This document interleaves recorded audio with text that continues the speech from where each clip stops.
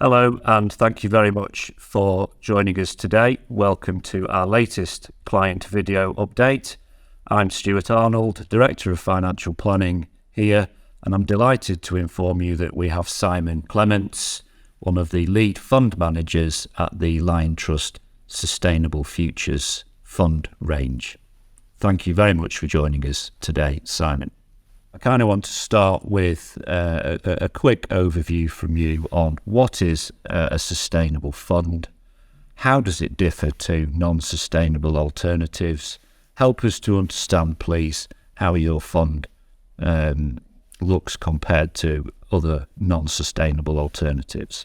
Yeah, so I mean, a sustainable fund, I mean, there's lots of different ways to kind of look at it and approach it, but I think that probably the simplest way to think about it is that a sustainable fund, and particularly a fund like ours, really integrates into the investment decision-making process and the analysis that goes behind that, both traditional financial metrics, but alongside and kind of combined with environmental, social and governance considerations and factors. And that's kind of what a sustainability fund, really does. It kind of looks at, both these kind of areas, together. And I guess our feeling of, why that's important and why that kind of makes sense from an investor is we believe that these factors for a long-term investor, and equity investors tend to be longer-term investors, these will matter. So the environmental, social and governance factors, will make a bearing on those kind of traditional financial metrics, given a long enough time period. Thank you. So just describe to us, if you were managing a non-sustainable fund and compared to this, what kind of range of investments are you restricted to? Yeah, so I guess when you factor in environmental and social governance factors, you really do think about it in a couple of ways. So the first is the investments, that we make from an individual company basis and as a portfolio as a whole.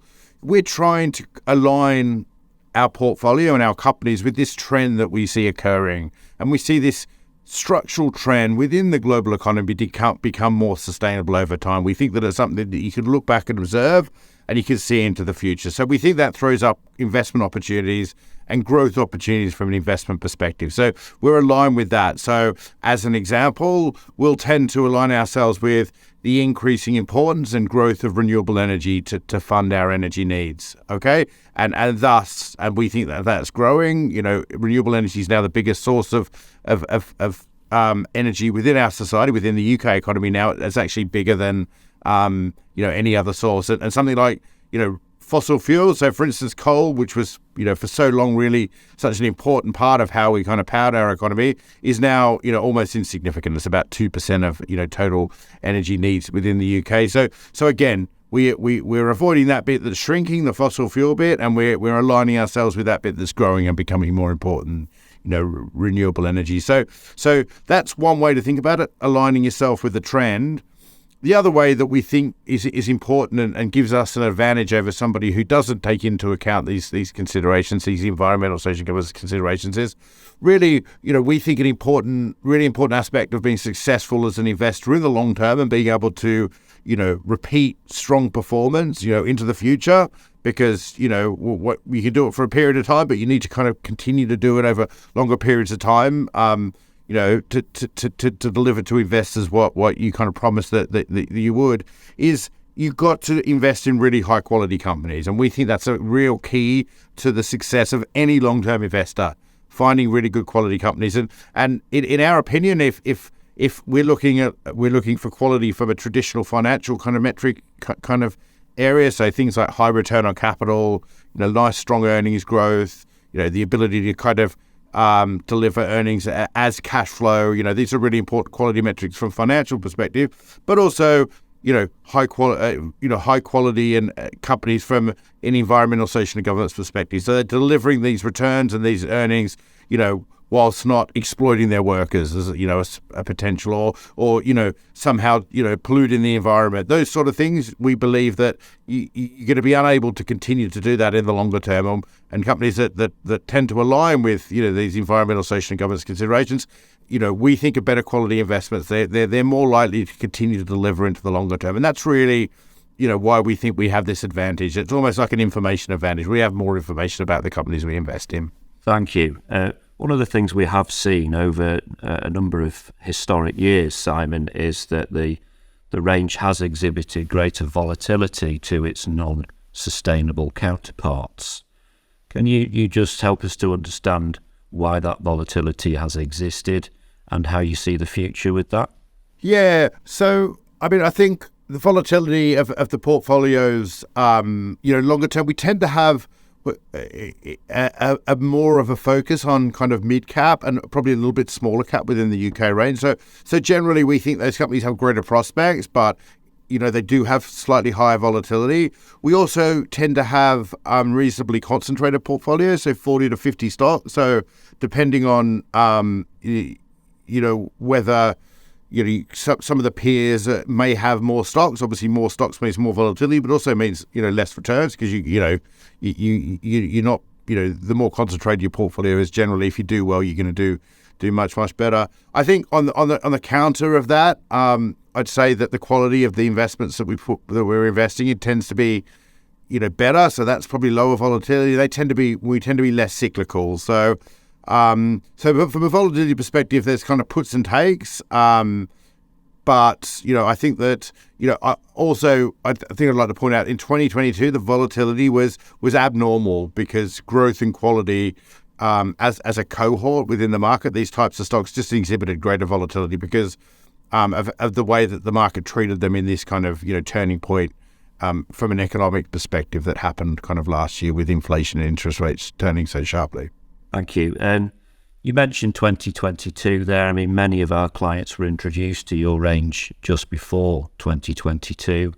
And of course, that was a difficult year for the fund, wasn't it? Can you give us a bit more information about why that year occurred with the fund range?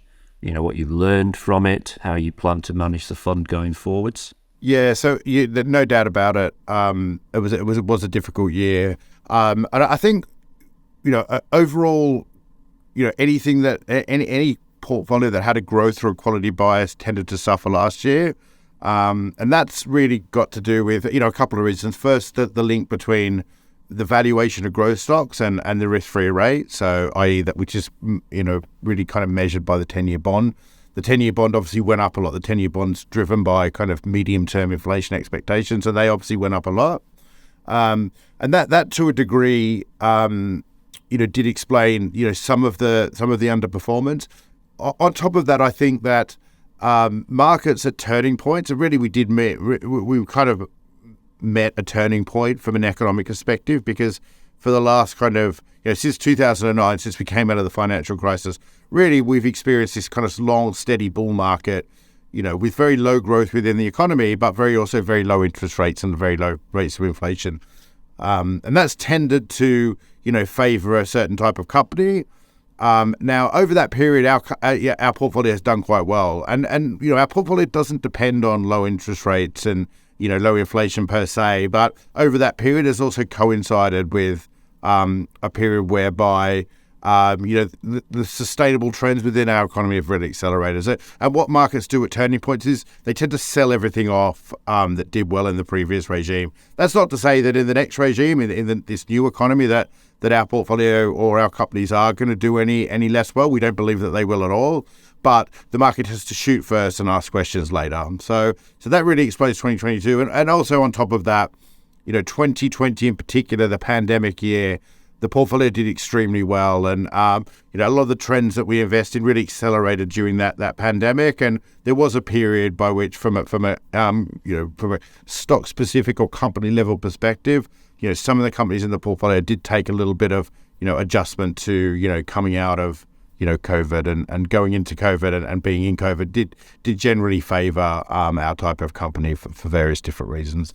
Knowing what you know now, going back through 2022, would you have done anything different with the fund? Yeah, I mean, hindsight's a wonderful thing. I mean, I think that we spent a lot of time in it, and you did ask, what have we learned? And I think that, we probably, what we learned is that, coming out of big, the pandemic was such a kind of sizable change to the way that our economy operated and how companies operated. And I think that, a lot of the companies in the portfolio really thrived during that, stay-at-home economy helped things like digitalization. It also helped particularly a lot of the kind of healthcare type companies, which really helped. We invest in innovators that really help kind of deliver us through the pandemic. And I think that probably what we've learned is when you have a sizable shift like that, there is always going to be a sizable shift back, and it takes a little bit of time for companies to adjust kind of coming out of that. I think that's kind of what we've learned about our companies in terms of what we could do.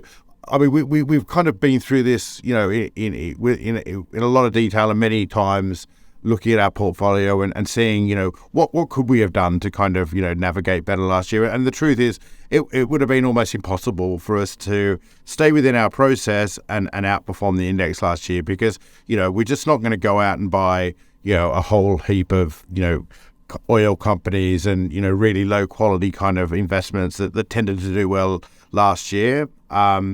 But I think that we probably, in hindsight, we probably could have pivoted a little more away from those that had done really well in the pandemic. And we did do that to a degree, but I think, in reflection, after such a strong period of performance, we probably could have and should have shifted a little bit more aggressively away. And, I think that within our low, we have a low turnover process, so we tend not to change things too much. I think that probably we arguably could have shifted just away from a kind of few of the names that did really, really well in the pandemic, and I think that's kind of what we've learned. So talk to us about how you see the future with the ESG sector, the fund. Some of our clients are wondering if the ESG bubble has burst, if there is a compromise between investor return and sustainable portfolios. Obviously, they are a more expensive way of investing for clients.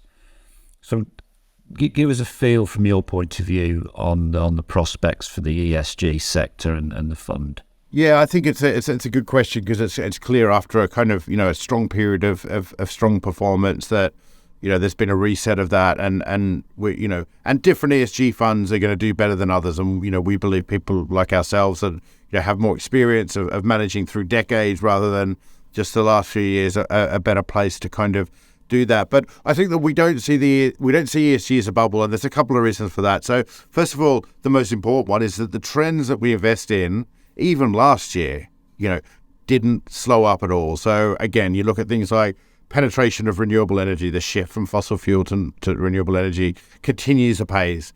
Innovation within healthcare, the importance of energy efficiency, for businesses and homes. I mean, I can't think of anything that's more important than trying to find ways that we can, use energy, but do it in a kind of, less costly and less resource efficient manner. The importance of, a resilient financial sector, the importance of, a safe online world. I mean, all these things, making sure that when we use our kind of credit cards or when we use Apple Pay or Google Pay or whatever, that no one's, that we're not being ripped off and it is us that's using it. I mean, these things are as important as ever. So that's the most important thing. The trends that we invest in haven't slowed up, even though there's been a war, even though the oil price went up, all these sorts of things, the trends we invest in continue apace. So that will always drive the growth in the prospect for the companies, and that continues to be really appealing. In terms of investor demand for ESG, it obviously, peaked, and there was obviously some people that were in there purely for the fact that it had performed well in the last couple of years. And, I think that we've seen to a degree a lot of that shaking out. But we do believe that there'll be stronger demand for these type of products. We think that it tends to appeal to, from a demographic perspective, I think that, younger investors tend to value these things more, and they're becoming more and more important. And, also things like, from a kind of gender specific angle, more women are getting into investing, and they tend to, value these things as well. So both of those as a kind of driver, and it still remains a small proportion of overall kind of demand within the industry. So we think that those tailwinds from a structural perspective remain in place. And we think, if you could deliver a great product with good performance and stick to your process, and there'll be, you'll tend to be able to deliver yourself and your investors through these difficult times, and enjoy the kind of the better times which we feel confident are to come. And from an investment perspective, the starting point from a valuation perspective for our type of companies is really appealing now, and that tends to be a good time to invest in these type of companies. Finally, just a quick overview, if you would, on how you're seeing the current situation in global investment markets, and how you feel 2023 it will look for investors. Yeah, so I think that 2022 saw the multiple that you pay on the market. So we think about the PE multiple. So your return is your PE times by your earnings. So it gives you the price. So that PE multiple did come down a lot, and it really came down mostly through kind of that growth and quality part of the market. So the question is, particularly for us, has that derating kind of finished? Has it occurred? It was obviously tied into, partly into where the 10-year bond yield is, and have inflation expectations and interest rates begun to peak in terms of where we expect them to go. Well, we think we're at that point now. So that means that the return that you're going to get over from your portfolio is really going to be driven by what earnings growth your companies can deliver. Okay, and whether that's, we think that really depends on whether the global economy and the UK economy goes into really kind of a hard or a soft landing, and we're kind of at that point. Does this the need to increase interest rates and the pressure on particularly the consumer and pressure through the housing market force us into a recession, or does the strength of the fact that the labour market is still very, very strong, and business investment tends to be holding up pretty well, does that kind of cushion us so that we get it kind of slowing, but without kind of a full recession. It's very difficult to say which one of those is going to happen. I think that if we get the soft landing, you're probably going to get 5 to 10% return on your portfolio, and I think if we get the recession, you're probably going to get somewhere between -5 and -10 probably on equity markets. And I think we still favour the first category. We think that that we should get, particularly in the US, the economy is reasonably strong, and within that we think that we're really well set up to outperform what that market delivers. So we obviously look for somewhere between 2 and 5% above what the market delivers. So again, so we're looking for kind of a positive return for our portfolio this year, and we think if we can get a soft landing, we should get a decent way to recovery most of a decent chunk of what we lost last year. But I think in either scenario, the portfolio is well set up because, again, having high quality companies that tend to deliver through structural means, with a good starting point from a valuation perspective, should equate to some decent kind of outperformance. So we're relatively excited about the starting point on a relative basis. On an absolute basis, what the market delivers is reasonably finally kind of balanced between that outcome from an economics perspective. Thank you, Simon, and that's all the questions from us for today. I just want to finish the video today by saying, if you have any thoughts, ideas, other questions, concerns, then do please bring them to either myself directly or to your usual Cullen Wealth consultant. Thank you very much, and goodbye.